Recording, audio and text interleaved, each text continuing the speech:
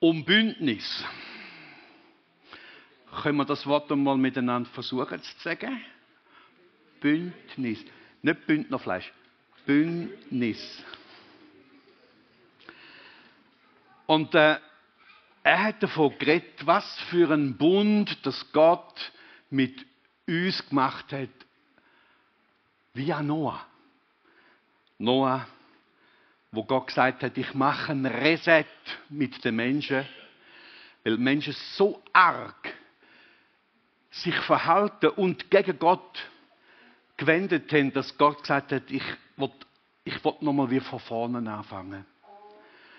Und Gott hat dann gesagt, ich werde das nicht mehr machen. Auch wenn die Menschen noch dümmer tun. Und darum solltest du, wenn du einen Regenbogen siehst, das immer auch erkennen. Dass Gott nicht mehr wird Menschen ausrotten, sondern Menschen retten.